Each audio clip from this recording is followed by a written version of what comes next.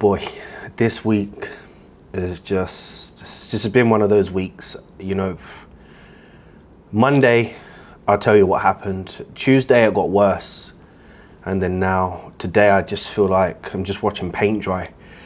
I mean, you know, if the markets are dead and they're not moving, the best thing to do is stay out of the markets. Now, I'm not saying that I've had the worst week. But I'm actually in profit, but it's been a battle, you know, and I just don't want the market, don't want to be trading when the markets are battling. I have to battle the markets. And on Monday, man, I spent the whole weekend setting up my trade copier so that I can trade another account on top of my main account. And Monday, I spent about an hour and a half speaking to the customer service assistants, getting the help and support, making sure I have the lot sizes, the risk percent, everything in place. So anyway, got it all set up. Then I take my first trade on my main account, copies over to my slave account. And I was supposed to risk 1% and 1% over there. And would you believe it? It opened a position 2 times the size of, 2 times larger than it's supposed to be. Despair. I go back over, check the account. It didn't even place the stop loss or the take profit. And we had to deal with that. So then Monday was a whole day of emotions. I didn't go on to lose any money, but Monday was just a whole heap or bag of emotions that I just didn't need to go through. Tuesday, come back to my trading desk, sitting down, talk to customer service again, trying to figure it out, blah, blah, blah, blah, blah.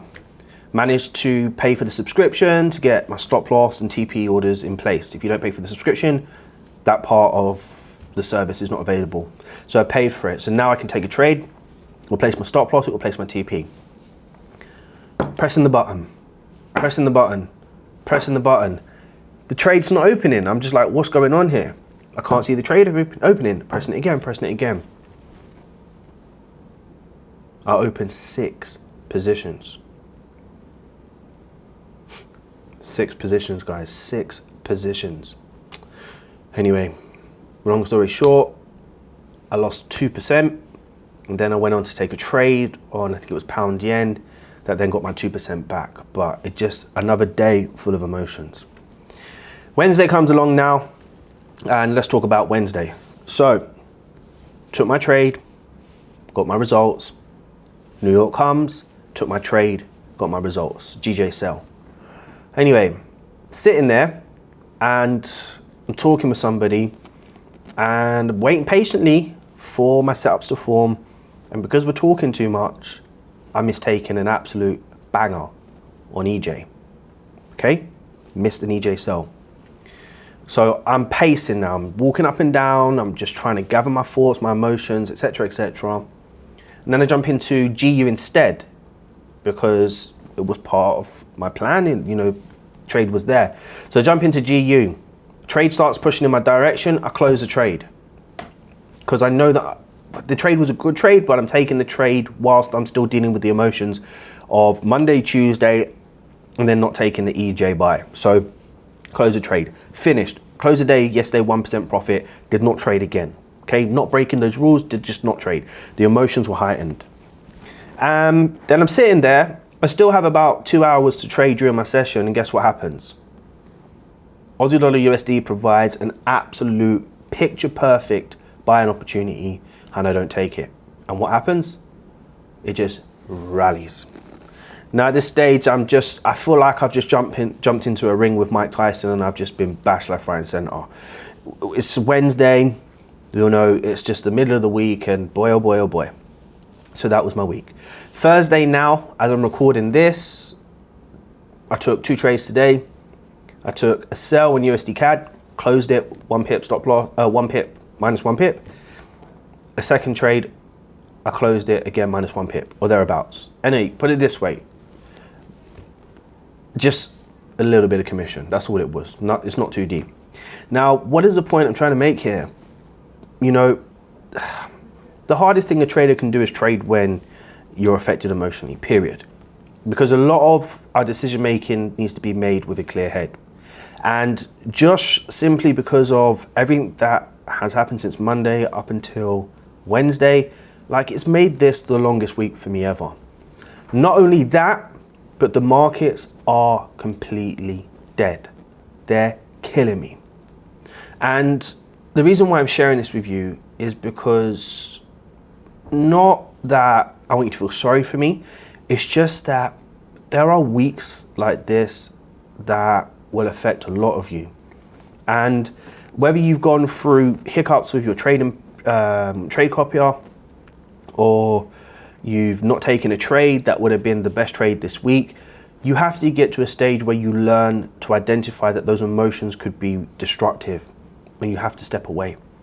I'm very fortunate that I didn't allow those emotions to take over, but I put that down to years and years and years of really trying my hardest to work on them and manage them in the appropriate way when they start to stir up. But what I'm saying to all of you, even if you didn't go through those problems, you have to understand that this week the markets have been dead. Now, I'm not saying not dead as in there wasn't any trades to take. There's been a few trades to be taken this week, but overall, comparable to last week, the markets have been dead. And once you recognize that, traders, every single one of you, once you recognize that, you've got to then make informed decisions not to trade, to decrease your risk, or say to yourself, instead of taking 2 losses per day, I'm just going to go for 1. Because the more you try to battle the markets while you're going through emotional trauma, like I did this week, or the markets are dead, completely flat, you'll find that you give money to the markets for free. Then when the good weeks come, the good days come, the only thing you're ever doing is clawing it back. And you don't want to be in a cycle of making money just to make money back. You want to be in a position where you can make money and continue to constantly compound your accounts. So today, took 2 trades and immediately I just decided to close them out because I didn't feel comfortable with how my weeks played out. I said to myself this morning, the markets are flat, I don't really want to take a trade. I decided to jump into 2 trades, decided it's time to close it. And that's a decision you have to become really good at, all of you. Seriously, if you know that at that time, your gut, your instincts, your emotions, whatever it may be, is saying to you, get out of this trade, don't trade, just walk away today, you have to follow it. Because those instincts is what's gonna really, really save you in the long run. You can't ask the market to do what you want it to do just because you've had a bad week or a bad trade. You have to allow the market to do what it's doing. And every candle, every structure tells a story. And you have to become good at reading what the markets are telling you, as opposed to you wanting to take from the markets what you want it to do for you, if that makes sense. So that's really been my week. Didn't create a video yesterday. I just didn't have the energy to do it. And I thought I'd just update you on where I'm at. I'm more than likely will look for a trade for New York session, which is in about 1 hour and 5 minutes. If I don't have a trade, then I will probably call it a week, finish the week in small profits, and then come back next week and just hope for a better week. Not every day is a trading day, not every week's a trading week, not every month's a trading month. Get comfortable with it, guys and ladies. It is just part of your business. Make good decisions, get out when you're feeling emotional, stay away when the markets are flat, and just come back when you know the markets are good. So yeah, that's my story, man. That's my story, that's where I'm at. You know, normally we could just figure out the dollar strong or euro strong. I mean, euro yen, this pair has just been moving sideways for however long, you know. It's just awful, awful, awful, awful, awful, awful. I think we need Donald Trump back. Because when he sent out his tweets, man, there's some volume in the market. I think without Donald Trump, I don't know what's going to happen. Anyway, let's close the video here. Hope you're well, man. Stay safe. Trust the process. Like, subscribe, turn on notifications, and until next time. Bye-bye.